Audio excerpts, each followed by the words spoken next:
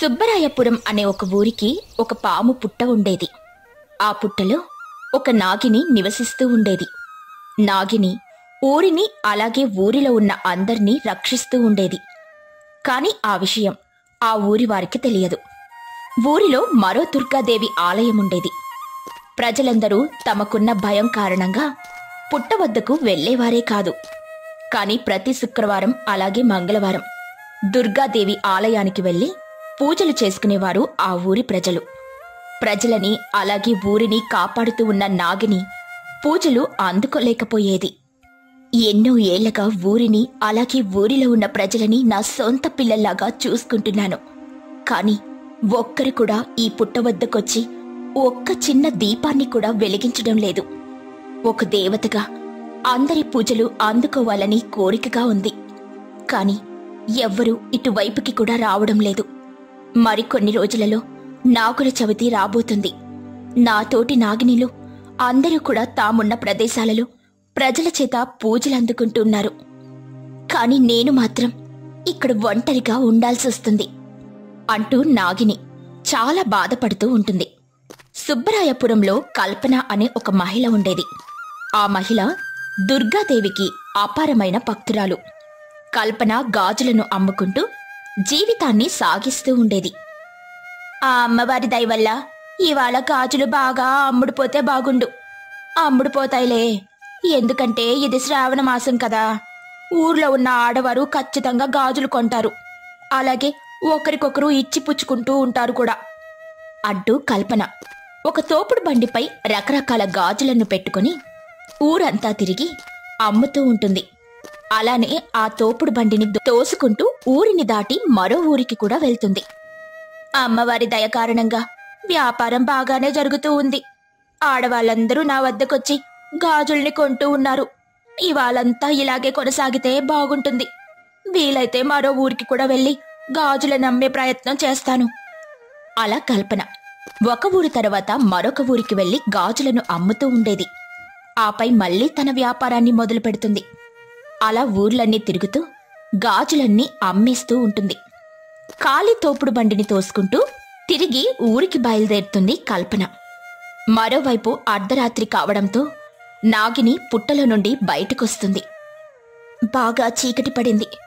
ప్రజలందరూ తమ తమ ఇండ్లకు వెళ్లిపోయుంటారు. ఇప్పుడిక నేను హాయిగా బయట సంచరించొచ్చు అంటూ నాగిని పుట్ట నుండి కొంత దూరం పాకుతూ వస్తుంది. పుట్ట వద్ద ఒక పెద్ద కొలనుండేది. ఆ కొలను వద్ద కూర్చొని హాయిగా ప్రకృతిని ఆస్వాదిస్తూ ఉంటుంది నాగిని. ప్రకృతి చాలా బాగుంది. ఇవాళ దగ్గరలో ఉన్న దుర్గమ్మ గుడికి కూడా వెళ్తాను. అమ్మవారిని ఒకసారిని దర్శించుకుంటాను. నా మనసులో ఉన్న బాధని అమ్మవారితో చెప్పుకుంటాను. ఆ అమ్మవారు నా బాధను తప్పక అర్థం చేసుకుంటుంది. మరోవైపు కల్పన ఖాళీ తోపుడు బండిని తోసుకుంటూ ఊర్లోకి అడుగు పెడుతుంది. వర్షాకాలం కదా, ఈ మధ్య బాగా వర్షాలు కురుస్తూ ఉన్నాయి. అందుకే ఎక్కడ చూసినా ఈ బురద గుంటలు. అస్సలు నడవడానికి కుదరడమే లేదు. కాలు జారి బురదలో పడతానేమో అంటూ కల్పన గుంతలు గుంతలుగా ఉన్న దారిలో నడవలేక నడుస్తూ ఉంటుంది. కల్పన జారుకుంటూ వెళ్లి కొలనులో పడుతుంది. ఇదంతా నాగిని గమనిస్తుంది. అయ్యయ్యో, ఎవరో కొలనులోకి పడినట్టున్నారు అంటూ నాగిని ఆ కొలనులోకి దూకి కల్పనని బయటికి తీసుకునొస్తుంది. కల్పన స్పృహ తప్పి పడిపోయుంటుంది. నాగిని తన చేతితో కల్పనని ముట్టుకుంటుంది. కల్పనకి తగిలిన గాయాలన్నీ మాయమైపోతాయి. అంతేకాదు, మెలకువ కూడా వచ్చి కళ్ళు తెరిచి చూస్తుంది. కల్పన కళ్ళెదురుగా నాగిని కనిపిస్తుంది. నాగిని చూసిన కల్పన భయంతో హడలిపోతుంది. వెంటనే ఒక్క క్షణం కూడా అక్కడ ఆగకుండా పరుగులు తీస్తుంది. అయ్యో, ఆ మహిళ ఏమిటి నన్ను చూసి అలా పరుగులు తీస్తూ ఉంది? కనీసం నాకు ధన్యవాదాలు కూడా చెప్పలేదు. అందరూ మేము చేసిన సహాయాన్ని మర్చిపోతున్నారు. మేము విషంతో నిండి ఉంటామన్న విషయాన్ని మాత్రమే గుర్తు పెట్టుకుంటున్నట్టున్నారు అంటూ నాగిని ఎంతో బాధపడుతుంది. అలా నాగిని బాధపడుతూ దగ్గరలో ఉన్న దుర్గమ్మ గుడికి వెళ్తుంది. నాగిని గర్భగుడిలోకి వెళ్లడంతో దుర్గాదేవి కూడా అక్కడ ప్రత్యక్షమవుతుంది. మాతా, తమకు ప్రణామాలు. నాగిని, ఎలా ఉన్నావు? చూస్తూ ఉంటే చాలా బాధగా కనిపిస్తున్నావు. ఏమిటి విషయం? నాగలోకంపై బెంగ కలిగిందా? ఒకసారి పాతాళంలో ఉన్న నాగలోకానికి వెళ్ళిరా. అప్పుడైనా నీ బాధ తగ్గుతుందేమో. అమ్మా, మీకు అన్నీ తెలిసి కూడా ఇలా మాట్లాడుతున్నారు కదా. నేను మనసులో చాలా బాధని అనుభవిస్తున్నాను. నీ బాధ ఏమిటో నాకు చెప్పు నాగిని. ఎన్నో ఏళ్లగా నేనీ ఊరిలో ఉన్న ఆ పెద్ద పుట్టలో నివసిస్తున్నాను. నేను ఈ ఊరి ప్రజలకు మంచి చేస్తూ వచ్చాను. ఎన్నోసార్లు వరదల నుండి ఈ ఊరి ప్రజలను కాపాడాను. అంతేకాదు, ఎవరు కష్టంతో ఉన్నా నేను అస్సలు చూడలేకపోయేదానిని. వారికి తెలియకుండానే వారికి ఎంతో సహాయం చేశాను. కాని ఎవ్వరూ నేను చేసిన సహాయాన్ని గుర్తించలేకపోతున్నారు. ఒక్కరు కూడా నా పుట్ట వద్దకు వచ్చి ఒక్క చిన్న దీపాన్ని కూడా వెలిగించడం లేదు. వేరువేరు ఊర్లలో ఉన్న మా అక్క చెల్లెళ్ళందరూ పూజలను అందుకుంటున్నారు. కాని నేను మాత్రమే ఇలా పూజలు పునస్కారాలు లేక ఒంటరిగా పుట్టలో జీవిస్తూ ఉన్నాను.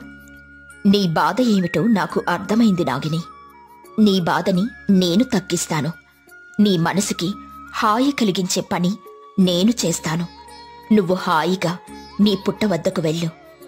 అలా దుర్గాదేవి చెప్పడంతో ఆ నాగిని హాయిగా తన పుట్టలోపలికి వెళ్ళిపోతుంది.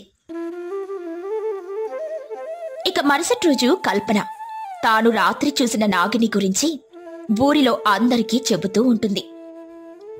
ఏంటి కల్పన, నువ్వు చెప్తుంది నిజమేనా? ఈ రోజుల్లో కూడా నాగినీలేంటి? లేదు వీరయ్య, నేను నా కళ్ళతో చూశాను. నేను చూసింది ఖచ్చితంగా ఒక నాగినినే. సగం మనిషి శరీరం, అలాగే సగం పాము శరీరం కలిగిన ఒక వింత జీవిని నిన్న చూశాను నేను. అడవిలో ఏదో తెలియని శక్తి ఉంది. కాని ఆ వింత ఆకారాన్ని చూడగానే నేను పరుగులు తీశాను. నాకు తెలిసి ఆ వింత ఆకారం మా నూరులో ఉన్న పుట్ట నుండి బయటకొచ్చుంటుంది. అయితే ప్రజలారా, ఇప్పటి నుండి మనం ఎవ్వరం ఆ పుట్ట దగ్గరికి అస్సలు వెళ్ళొద్దు. అలా వీరయ్యతో పాటు ఊర్లో ఉన్న ప్రజలంతా పుట్టవైపుకు వెళ్లడం పూర్తిగా మానేస్తారు. ప్రజలు నాగదేవతలకు దూరమవుతున్నారు. నాగిని ఎంతో బాధపడుతూ ఉంది. నాగిని చేస్తూ ఉన్న మేలుకి తగిన గుర్తింపు దొరకాలి. ఇప్పుడే నేను ఊరి ప్రజల మధ్యలోకి వెళ్లి వారి సర్పాల యొక్క విశిష్టత ఏమిటో తెలియచేస్తాను. అలా దుర్గాదేవి ఒక సాధారణ మహిళ రూపంలోకి మారిపోతుంది. ఆ అడవి ప్రజల్లోకి వెళ్తుంది.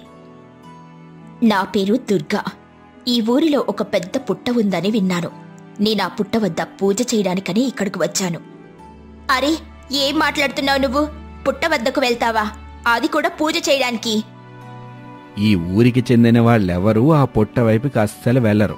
అసలు ఆ పుట్టలో ఒక పెద్ద నాగిని ఉందని ఈ కల్పన చెప్తూ ఉంది. మేమెవరం అక్కడికి వెళ్ళడానికి ధైర్యం చెయ్యం. అయినా నువ్వు పుట్ట దగ్గర పూజ ఎందుకు చెయ్యాలనుకుంటున్నావు? ఇవాళ నాగుల చవితి. మీకు తెలుసా? నాగుల చవితి నాడు మనకు దగ్గరలో ఉన్న ప్రతి పుట్ట వద్దకు వెళ్లి పూజ చేయాల్సుంటుంది. నాగులు మనకు ఎంతో మేలుని చేస్తాయి. ఆ మేలుకి కృతజ్ఞతగా మనం ఒక్క పూజనైనా చెయ్యాల్సుంటుంది కదా. నేను నివసిస్తున్న ఊరిలో ఒక పుట్ట కూడా లేదు. అందుకే పుట్టని వెతుక్కుంటూ ఇదిగో ఇక్కడి దాకా ఇలా వచ్చాను. అలా దుర్గాదేవి తన వద్దున్న పూజ సామాన్లను తీసుకుని నేరుగా పుట్ట వద్ద దుర్గాదేవి పుట్ట ముందుకు వెళ్తుంది. అయ్యో, ఏమిటి ఈ చెత్తంతా? చూస్తూ ఉంటే మీరసలు ఈ పుట్టని పట్టించుకున్నట్లు లేరు. పుట్టని పట్టించుకోవడమేమిటి? పుట్టలో విషసర్పాలుంటాయి. ఈ పుట్టలకు ఎంత దూరంగా ఉంటే అంత మంచిది. ఇది సాధారణమైన పుట్ట కాదు, దైవికమైన పుట్ట. కావాలంటే చూడండి, ఇక్కడ నాగశిలలు కూడా ఉన్నాయి. నాగశిలలు ఉన్న చోట తప్పకుండా పూజ చెయ్యాల్సుంటుంది అంటూ దుర్గాదేవి పుట్ట వద్దున్న చెత్త మొత్తం శుభ్రం చేస్తుంది. అలాగే పుట్టలకి పూలమాలను వేస్తుంది. ఒక దీపాన్ని కూడా వెలిగిస్తుంది. ఇదంతా పుట్టలో ఉన్న నాగిని చూస్తూ ఉంటుంది. సాక్షాత్తు దుర్గమ్మే వచ్చి పూజ చేయడంతో నాగిని పొంగిపోతుంది. ఒక్కసారిగా నాగిని పుట్టలో నుండి బయటికి వస్తుంది. ఇన్ని రోజులు పూజలు అందుకోలేదని ఎంతో బాధపడ్డాను. కాని అమ్మ, సాక్షాత్తు మీ నుండే పూజలు అందుకుంటానని అస్సలనుకోలేదు. అలా నాగిని బయటకొచ్చి మాట్లాడడంతో అక్కడున్న ప్రజలందరూ ఆశ్చర్యపోతారు. ఇంతలో సాధారణ స్త్రీ రూపంలో ఉన్న దుర్గాదేవి కాస్త అసలు రూపంలోకి మారిపోతుంది. అక్కడున్న ప్రజలంతా మరింత ఆశ్చర్యపోతారు. అసలు మేం చూస్తూ ఉన్నది నిజమేనా? ఎన్నో ఏళ్లుగా మీరు ఈ ఊరు సుభిక్షంగా ఉందంటే అందుకు కారణం ఈ నాగిని. ఈ నాగదేవత ఎన్నో ఏళ్లుగా ఈ పుట్టలో ఉంటూ మిమ్మల్ని మీ కుటుంబాలని రక్షిస్తూ ఉంది. కాని మీరు పుట్ట వద్దకు రావడానికి భయపడి ఈ నాగదేవతలకు పూజ చేయడం మర్చిపోయారు. మీకు నాగదేవతల పూజ యొక్క విశిష్టతని తెలియజేయడానికి నేనిలా సాధారణ స్త్రీ రూపంలో వచ్చి ఇక్కడ పూజ చేశాను. ఇకపై మీరు ప్రతిరోజు ఈ పుట్ట వద్దకొచ్చి ఈ నాగదేవతకు పూజించండి. ఈ నాగదేవత మిమ్మల్ని కాపాడుతుంది అని చెప్పి దుర్గాదేవి అక్కడ్నుండి మాయమైపోతుంది. నాగిని కూడా ఎంతో సంతోషించి పుట్టలోకి వెళ్ళిపోతుంది.